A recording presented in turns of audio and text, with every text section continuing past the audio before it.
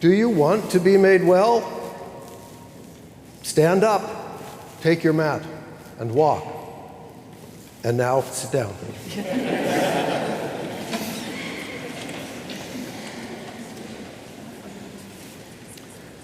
My father was a soldier in World War II. He served in Europe, and he won a Bronze Star for bravery. His citation, I quote, "for meritorious service, meritorious achievement at a battle in the vicinity of Ensheim, Germany," somewhat casually mentions that he was wounded by enemy artillery fire.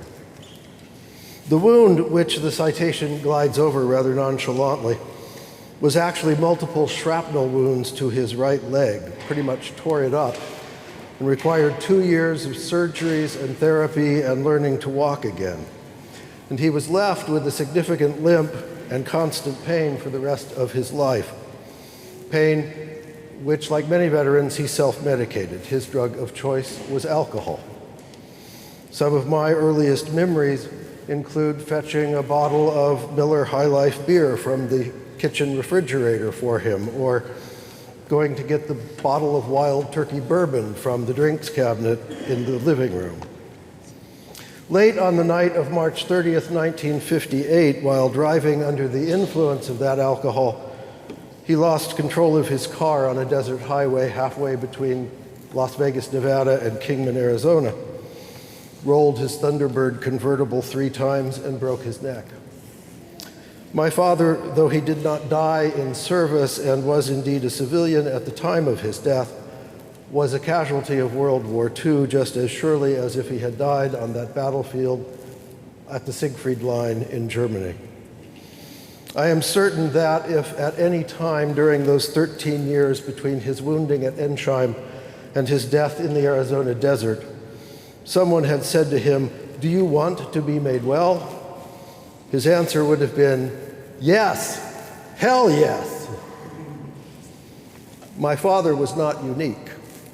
Many men and women who serve in our military come back from their service, come back from our wars and conflicts, wounded in body and in spirit, and continue to suffer physical, mental, emotional, and spiritual pain as a result. Many of them, like my father, turn to alcohol or drugs, and eventually many die from those substances. In a recent year, 4,856 veterans are known to have died from drug overdoses. That's more than 13 veterans per day dying of substance abuse. How many more die from indirect causation like my father is simply unknown. In addition, last year, on average, 18 veterans committed suicide every day, most of them using firearms, not drugs.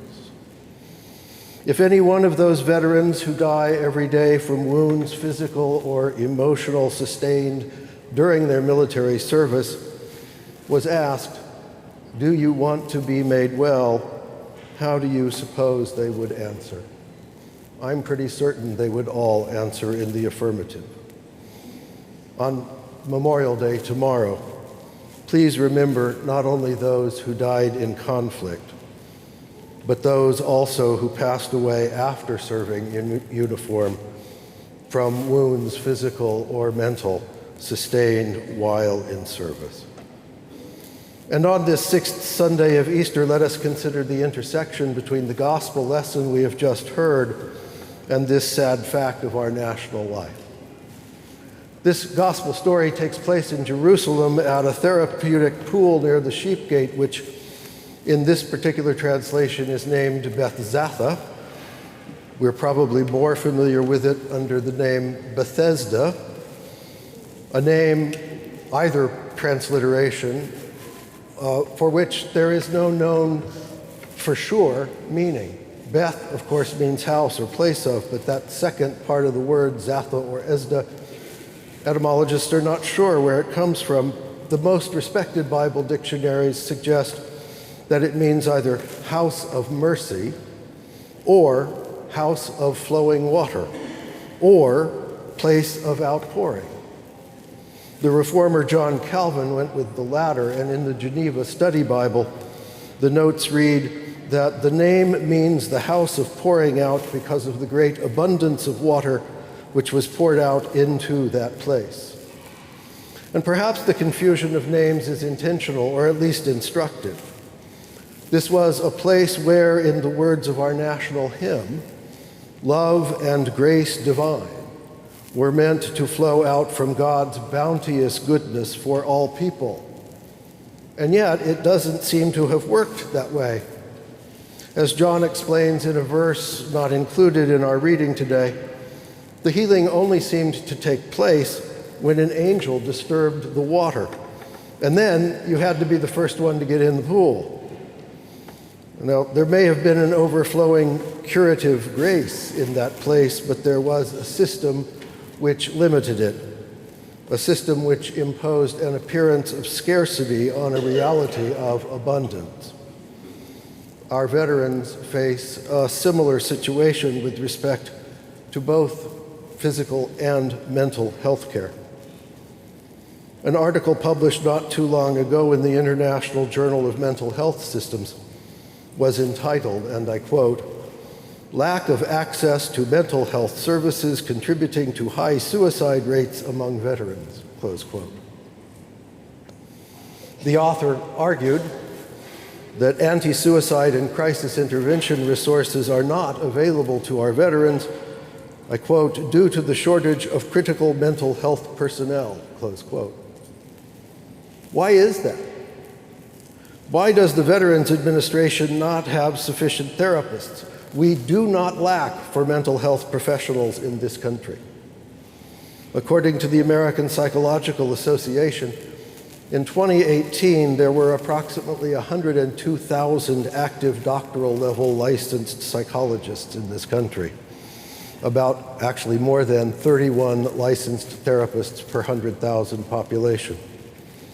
That's more mental health professionals per capita than any country in the European Union, where Germany, with 27 doctors per 100,000, is at the top. There is no shortage of mental health professionals. There is, however, a system that makes it appear that there are. The Inspector General of the Department of Veterans Affairs reported last year that 137 of the Veteran Administration's 139 mental health centers were understaffed. That in the VA facilities there were vacant 66,000 positions.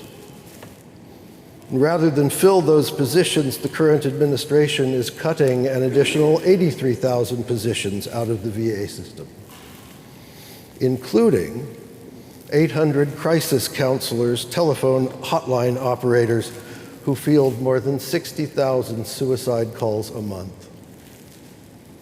There is no shortage of therapists. There is an abundance, but there is a system that imposes on that abundance a false appearance of scarcity. Do you wish to be made well in this place of overflowing curative mercy? Well, you have to get in the water first when it bubbles up. You have to be the fastest cripple to do that. And the first guy wins and everybody else just loses. And you'll have to wait till the next angel passes by. And oh, by the way, we're never sure when that is. Lutheran pastor Fritz Wendt writes about today's gospel story as follows. Even though the paralytic and other invalids at Bethesda had been taught that the system is the solution, the system, the Bethesda pool, was a solution only for some, at the expense of all the others. By telling the paralytic to get up, pick up his mat, and walk, Jesus taught him to bypass the system and to challenge it. Old Testament scholar Walter Brueggemann writes, "The goal of managers and benefactors is to stabilize a system so that it is not noticed that it is a system, but appears to be the only reality." Jesus taught the paralytic that there is life outside that apparent reality, life outside the system. John of Patmos saw the reality of abundance outside the system. The angel, he wrote, showed me the river of the water of life, bright as crystal, flowing from the throne of God. On either side of the river is the tree of life with its 12 kinds of fruit, producing its fruit each month, and the leaves of the tree are for the healing of the nations. John's vision emphasizes the reality of abundance and prosperity in God's kingdom, but as with our care for veterans' health and welfare, our vision is obscured by systems that impose a pretense of scarcity and limitation. For example, people go hungry in this country despite a surplus of food. In 2023, the U.S. let a huge 31% of the 237 million tons in our food supply go unsold and uneaten. A very small portion of the surplus is donated to those in need, but it is estimated that as many as 63 million tons of good food goes straight into landfills, incinerators, or down the drain, or is simply left to rot in the fields. That's almost 120 billion meals that go uneaten. There is no food shortage. There is plenty of food wasted by a system that hides that abundance behind a facade of scarcity. But as Jesus taught, there is life outside the system. Similarly, the child care crisis in this country is fueled by a scarcity system of government policies that have considered child care to be a private good to be bought and sold on a market, even though countless studies have shown that child care does not and cannot effectively function as a market. In fact, former Secretary of the Treasury Janet Yellen called it a textbook example of what economists call a broken market, saying that child care must not be treated as a commodity, but as an element whose contribution to economic growth is as essential as infrastructure or energy. Pilot programs in Michigan, Massachusetts, and Washington, D.C., as well as experience in Canada, Ireland, New Zealand, and several other countries, demonstrate how a supply-side abundance approach to child care can dramatically increase its availability and its quality while lowering its cost. Once again, a reality of abundance obscured by a system of scarcity. But as Jesus taught the paralytic in our gospel lesson, there is life outside the system. Or take old age pensions, what we euphemistically call Social Security. We are constantly told that that system is running out of money. But as someone who is over 65, and I'm sure everyone here who is over 65 can tell you, there is a simple answer to that. Remove the wage cap on assessments so that high-end wage earners pay their fair share. There is abundance, restricted by a system of imposed scarcity. And as Jesus taught the paralytic, there is life outside that system. I could go on with examples from women's health care, prescription drug costs, particularly those for the treatment of chronic illnesses, scientific research, public land and park management, and many others. As we seek to relate the gospel to our own world, the Bethesda story reminds us that existing social and economic systems, including and sometimes especially those meant to assist the poor, the needy, the elderly, and the sick, often work against them, keeping them from getting what they need, as the system at Bethesda kept the crippled man from getting to the healing waters. Do you want to be made well? That's a question we must ask of ourselves, not only as individuals, but as a nation, especially now as false narratives of scarcity seek to impose artificial restraints on the abundance of God's creation. Being made well in this sense will take more than a commandment from Jesus. It will take introspection, generosity, grace, a willingness to imagine something different from the way things are now, a willingness to be changed in ways we cannot imagine and perhaps in ways we may not want.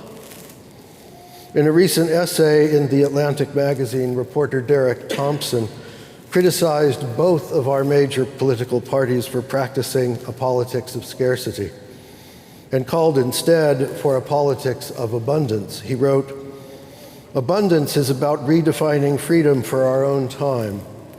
It is about the freedom to build in an age of blocking, the freedom to move and live where you want in an age of an age of a stuck working class, the freedom from curable diseases that come through scientific breakthroughs. America," he said, "is currently being defined by demolition and deprivation. America can and should instead choose abundance." Abundance is our message. Abundance is the church's message. It is the gospel of Jesus Christ. There is life outside systems of scarcity and limitation. Do you want to be made well? I'm sure I know how my father would have answered. I'm pretty sure I know how those other veterans would have answered. How would you answer? And how would you answer for our country? Kyle Childress of the Ecclesia Project wrote, "To be whole means to get up off the couch and get involved. It means to work our tails off. It means standing up, taking up our mats and walking into the streets in celebrations of love and justice and in protest of restrictive and oppressive government action. Walking into the offices of our senators and congressmen and local leaders and demanding better policies. Walking into the offices of such organizations as the Wounded Warrior Project or the Disabled American Veterans and others, and volunteering. It means walking into soup kitchens and homeless shelters and child care centers and women's health clinics and other places and doing the behind-the-scenes work that is tedious and often overlooked. It means walking into the voting booth and casting our ballots for change. Do you want to be made well? Do you want your country to be made well? Then stand up, take your mat, and walk. Amen.